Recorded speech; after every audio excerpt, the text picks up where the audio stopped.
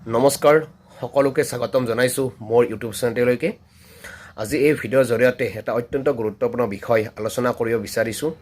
বিশেষকৈ শিক্ষা বিভাগক লৈ আজিৰ এই ভিডিঅ'টো খুব গুৰুত্বপূৰ্ণ হয়। আশা কৰি আপোনালোকে সকলোৱে সহযোগ কৰিব আৰু উপভোগ কৰিব ভিডিঅ'টো। তেন্তে আহক আজিৰ ভিডিঅ'টো আৰম্ভ কৰোঁ।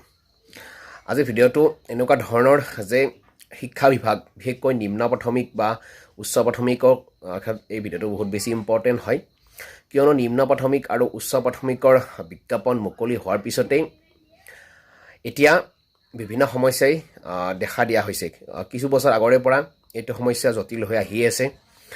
কথাটো হ'ল যে নিম্ন প্ৰাথমিক আৰু উচ্চ প্ৰাথমিক বাকী বিভাগবিলাকতকৈ কিন্তু নিম্ন প্ৰাথমিক আৰু উচ্চ প্ৰাথমিকবিলাকত এই সমস্যাটো কিন্তু বহুত বেছি হৈ গৈ আছে যে নিম্ন প্ৰাথমিক আৰু উচ্চ প্ৰাথমিকত বিজ্ঞাপন প্ৰকাশ হোৱাৰ পিছতেই আজিকালি প্ৰায় সেই বিজ্ঞাপনৰ আধাৰত বা ওপৰত বহুতেই কি কৰে, কেছ কৰে বা কেছ ৰুজু কৰে, আৰু যিটোৱে নেকি এতিয়া বৰ্তমান সময়ত চিন্তিত কৰি তুলিছে আৰু যিটোৰ কাৰণে এতিয়া শিক্ষা বিভাগ বা বিশেষকৈ নিম্ন প্ৰাথমিক আৰু উচ্চ প্ৰাথমিকৰ শিক্ষক নিযুক্তিৰ ক্ষেত্ৰত যথেষ্ট প্ৰভাৱ পৰা পৰিলক্ষিত হৈ আহি আছে। কিয়নো নিম্ন প্ৰাথমিক আৰু উচ্চ প্ৰাথমিকৰ বিজ্ঞাপন প্ৰকাশ হোৱাৰ পিছতেই যেতিয়া কেছবোৰ আৰম্ভ হয় তেতিয়া বিভিন্ন সমস্যাই দেখা দিয়ে। ইতিমধ্যে আমি জ্ঞাত যে শিক্ষা বিভাগক লৈ বহু কেছ কি চলি থাকে। BEdৰ পৰা আৰম্ভ কৰি NISৰ পৰা আৰম্ভ কৰি এতিয়া আকৌ SCERT ODLৰ ওপৰত আকৌ এটা কেছ ৰুজু হ'ল, যিটোৱে নেকি আকৌ চিন্তা কৰি তুলিছে যে চিলেকশ্যন প্ৰচেছ আকৌ দেৰি হ'ব নেকি। যদিহে এনেকুৱা হৈ থাকে তেতিয়াহ'লে কি হ'ব, বহুতৰে ক্ষেত্ৰত যথেষ্ট অসুবিধা হয়। আৰু চাবলৈ গ'লে কিন্তু স্কুলবিলাকতো এইটো এটা প্ৰভাৱ পৰা পৰিলক্ষিত হৈ আহি আছে। যিহেতু বিদ্যালয়বিলাকত শিক্ষক খালী হৈ থাকে, শিক্ষকৰ পদবিলাক খালী হৈ থাকে, আৰু সেই শিক্ষকৰ পদবিলাক পূৰণ কৰাৰ কাৰণে চৰকাৰে বিজ্ঞাপন মুকলি কৰি দিয়ে, আৰু বিজ্ঞাপন মুকলি কৰি দিয়াৰ পিছতেই কি হয়, কেছবোৰ আৰম্ভ হয়। বিভিন্নজনে বিভিন্ন বিষয় লৈ কেছবিলাক আৰম্ভ কৰে, আৰু যাৰ কাৰণে কি চিলেকশ্যন প্ৰচেছবিলাক দেৰি হয় আৰু নিযুক্তি প্ৰক্ৰিয়াবিলাকো দেৰি হৈ গৈ থাকে। এতিয়া যিহেতু বৰ্তমানৰ শিক্ষক নিযুক্তিৰ যি নিম্ন প্ৰাথমিক উচ্চ প্ৰাথমিকৰ বিজ্ঞাপনৰ সেই চিলেকশ্যন হয়তো কাম কৰি আছিল, আৰু এই মেৰিট লিষ্টৰ কাৰণে হয়তো যি কাম আৰম্ভ কৰিছিল সেয়া কাম আৰম্ভ কৰাৰ লগে লগে আকৌ এটা কেছ ৰুজু হৈ গ'ল SCERT ODLৰ ওপৰত।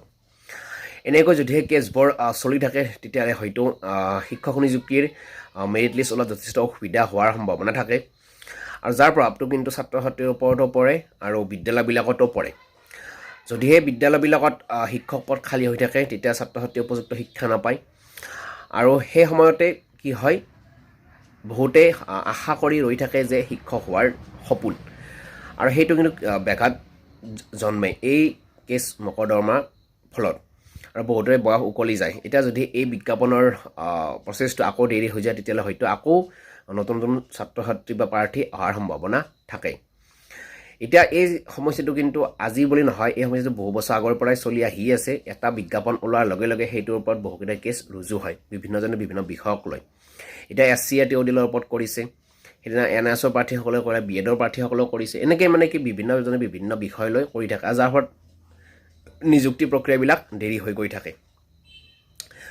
এতিয়া কথাটো হ'ল এইটো কিন্তু চৰকাৰে গুৰুত্ব দিয়া খুব জৰুৰী হৈ পৰিছে, কাৰণ চৰকাৰে সমস্যাবিলাক সমাধান কৰিলে হয়তো এই কেছ মকৰ্দমাবিলাক নহয়, আৰু তেতিয়া বিদ্যালয়বিলাকে বা স্কুলবিলাকে সময়মতে শিক্ষক পালেহেঁতেন, আৰু তেতিয়া ছাত্ৰ ছাত্ৰীয়ে সময়মতে উপযুক্ত শিক্ষা পালেহেঁতেন।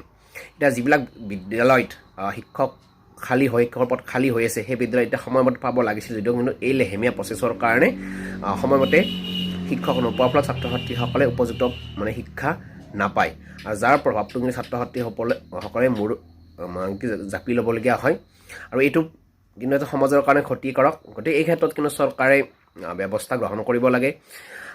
যি সমস্যা হৈ আছে শিক্ষা বিভাগত সেই সমস্যাবোৰ দূৰ কৰাৰ কাৰণে চেষ্টা কৰিব লাগে।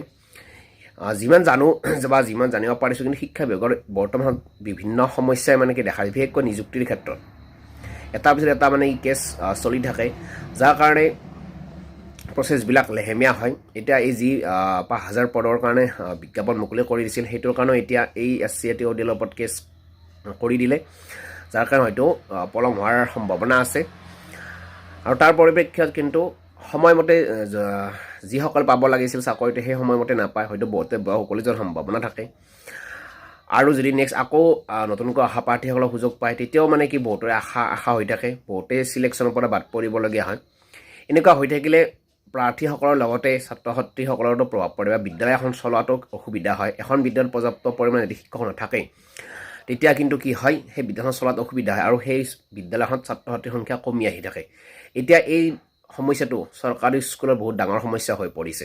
সময়মতে শিক্ষক নোপোৱা, উপযুক্ত পাঠদানৰ পৰা বঞ্চিত হোৱা, এইবিলাক বিভিন্ন সমস্যাই কিন্তু ছাত্ৰ ছাত্ৰীসকলক ক্ষতি কৰি আছে। ছাত্ৰ ছাত্ৰীসকলক ক্ষতি কৰা মানে সমাজৰ ক্ষতি, বিদ্যালয়খনৰ ক্ষতি।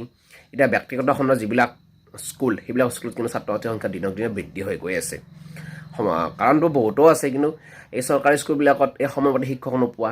এতিয়া চৰকাৰে বিজ্ঞাপন দিছে, কি কাৰণে দিছে, যে বিদ্যালয়ত খালী হৈ থকা পদবিলাক পূৰণ কৰাৰ কাৰণে। কিন্তু এনেকৈ দেৰি হৈ থাকে, তেতিয়া সময়মতে শিক্ষক নাপালে তেতিয়াহ'লে কি হয়, ছাত্ৰ ছাত্ৰীৰ সংখ্যা কমি যোৱাৰ সম্ভাৱনা, যিখিনি থাকে ষ্টুডেণ্টছ সেইখিনিও মানে উপযুক্ত শিক্ষাৰ পৰা বঞ্চিত হ'বলগীয়া হয়। গতিকে কেছ মকদ্দমাবিলাক যিমানে বাঢ়িব সিমানে প্ৰচেছবিলাক লেহেমীয়া হৈ থাকিব আৰু তেতিয়া একাংশ বঞ্চিত হোৱাৰ সম্ভাৱনা থাকে। গতিকে SC/RT ODLৰ ওপৰত যিটো কেছ কৰে আকৌ মানে লেহেমীয়া হোৱাৰ সম্ভাৱনা আছে। কেছটো এতিয়ালৈকে ৰায়দান নাহে বা শুনানি শেষ নহয়, তেতিয়ালৈ হয়তো প্ৰচেছটো অলপ লেহেমীয়া হোৱাৰ সম্ভাৱনা থাকে। ইতিমধ্যে আমি জানিব পাৰিছিলোঁ যে শিক্ষা বিভাগৰ ফালৰ পৰাই মেৰিট লিষ্টৰ কাৰণে কাম আৰম্ভ হৈছিল। এতিয়া এই SC/RT ODLৰ ওপৰত যে কেছটো কৰিলে, এইটো এতিয়া কিমান পৰৱৰ্তী কি ভূমিকা হয় বা কি পৰ্যায়লৈ পায় সেইটো লক্ষণীয় হ'ব। বৰ্তমান যিহেতু কেছটো কৰিলে, তথাপিতো আশাবাদী যে চৰকাৰে এই ক্ষেত্ৰত গুৰুত্ব দিয়ক, যে যিটো বিষয়ক লৈ বহুত বেছি সমস্যা হৈ আছে সেইটো সমাধান কৰাৰ চেষ্টা কৰিব লাগে। তাতে বিজ্ঞাপনটো ওলাৰ লগে লগে সময়মতে প্ৰাৰ্থীসকলে নিযুক্তি পায়, বিদ্যালয়বিলাকে শিক্ষক পায়, তেতিয়াই মানে কি ছাত্ৰ ছাত্ৰীসকলে উপকৃত হোৱাৰ সম্ভাৱনা থাকে বা উপকৃত হ'ব। কিন্তু এনেকুৱা ধৰণৰ কেছবোৰ কৰি থাকিলে কিন্তু বহুতো ক্ষেত্ৰত অসুবিধা হয়। গতিকে সমস্যা দিনক দিনে শিক্ষা বিভাগনো জটিল হৈ গৈ আছে, সমস্যা এটাৰ পৰা এটা ওলাই থাকে। কিছুদিন আগতে BEDৰ প্ৰাৰ্থীসকলৰ পৰা আহিল সমস্যা, তাৰপিছত NSO প্ৰাৰ্থীসকলৰ পৰা আহিল, এতিয়া আহিল SC/RT ODLৰ ওপৰত কেছ কৰিলে। এনেকৈ বিভিন্নজনে বিভিন্ন ধৰণে বিভিন্ন বিষয়ক লৈ কেছ কৰি থাকে। এটা বিজ্ঞাপন ওলোৱাৰ পিছতেই কেছ মকদ্দমাবিলাক আৰম্ভ হয়। গতিকে এনেকুৱা কেছ মকদ্দমাবিলাক চলি থাকিলে শিক্ষাত যথেষ্ট প্ৰভাৱ পৰে, যাৰ ফলত ছাত্ৰ ছাত্ৰীসকল যথেষ্ট ক্ষতিৰ সন্মুখীন হয়। এতিয়া আশাবাদী চৰকাৰে এইবিলাক ক্ষেত্ৰত যথেষ্ট গুৰুত্ব দিয়ক। যিটো বিষয়ক লৈ বিবাদ মানে কি কেছ মকদ্দমাবিলাক চলি থাকে সেইটো বিষয়ত সমাধান কৰাৰ চেষ্টা কৰিব লাগে। নহ'লে অদূৰ ভৱিষ্যতে কিন্তু চৰকাৰী বিদ্যালয়বিলাক যথেষ্ট ক্ষতিৰ সন্মুখীন হৈ আহি আছে আৰু হ'ব। গতিকে চৰকাৰে গুৰুত্ব দিয়ক। আৰু কি ক'ম এইখিনিয়ে, ধন্যবাদ। জয় অসম।